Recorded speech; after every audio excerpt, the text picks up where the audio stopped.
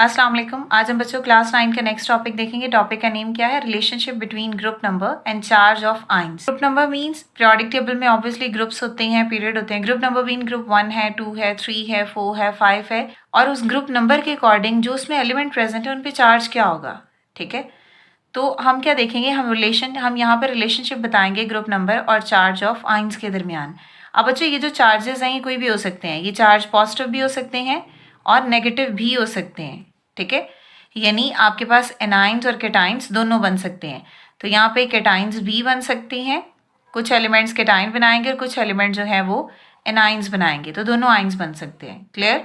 We move from left to right in the periodic table. जब हम periodic table में left to right move करते हैं, the main group element forms cation having a charge equal to the group number. इसका मतलब क्या है, जो लेफ्ट साइड पे एलिमेंट हैं, ग्रुप 1 है, ग्रुप 2 है, ये पॉजिटिव आयन बनाते हैं बिकॉज वो सारी की सारी इलेक्ट्रोपॉजिटिव मेटल हैं। इलेक्ट्रॉन को लूज करेंगी तो पॉजिटिव आयन आ जाएगा।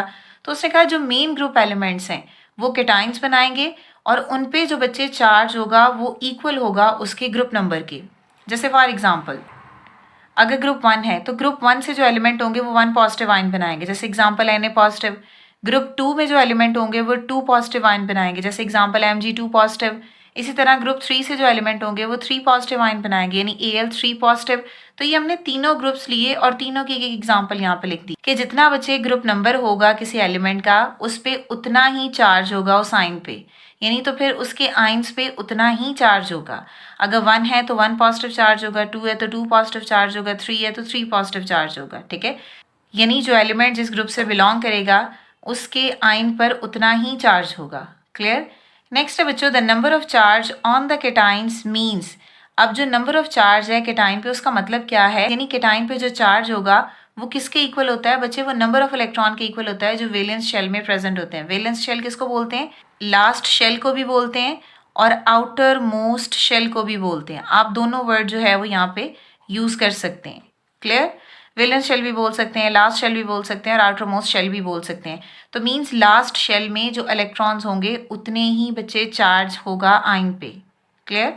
अब नेक्स्ट देखो, when we move from left to right in the periodic table. जब आप left to right periodic table में बच्चे देखते हो तो लेफ्ट साइड पे हमें पता है मेटल्स हैं, ये पॉजिटिव आयंस बनाएंगे।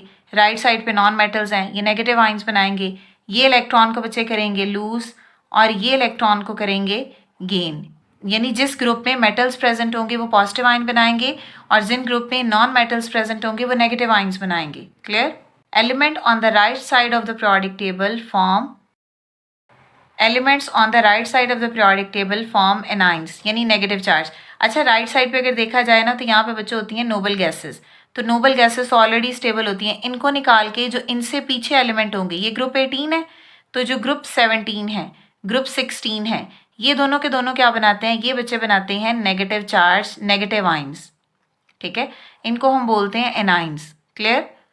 Elements on the right side of the periodic table form A9. जो राइट साइड पे पीरियोडिक टेबल पे एलिमेंट्स होते हैं नोबल गैसेस को निकाल के ये वाले दो ये नेगेटिव आयंस बनाते हैं, यानी इन आयंस पे नेगेटिव चार्ज होता है।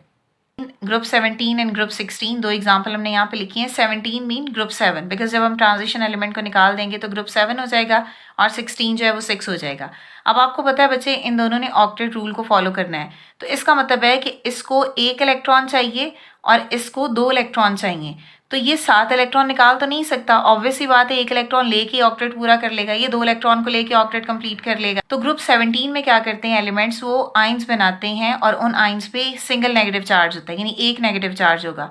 जो ग्रुप 16 के एलिमेंट हैं वो भी आयंस बनाएंगे, नेगेटिव आयंस ही बनाएंगे और उन पे 2 नेगेटिव चार्ज होगा। ठीक है, तो जब कोई एलिमेंट इलेक्ट्रॉन को एक्सेप्ट करेगा तो उस पे बच्चे नेगेटिव चार्ज आएगा। सो इसका मतलब क्या है कि negative charge present on these ion correspond to the number of electron which these group needed to complete their octet. तो किसी भी एटम पर नेगेटिव चार्ज का मतलब ये है कि वो एटम ऑक्टेट कंप्लीट करने के लिए उतने इलेक्ट्रॉन को वो एक्सेप्ट कर रहा है, उतने इलेक्ट्रॉन को वो गेन कर रहा है, तो तब वो नेगेटिव आयन बनाएगा। क्लियर। तो इसका मतलब है कि ग्रुप में जो एलिमेंट प्रेजेंट होते हैं वो पॉजिटिव और नेगेटिव दोनों आयंस बनाते हैं। आज का ये छोटा सा टॉपिक था, अगर इससे रिलेटेड आपको कोई भी क्वेश्चन है तो आप कॉमेंट कर सकते हैं। नेक्स्ट वीडियो तक के लिए अल्लाह हाफिज।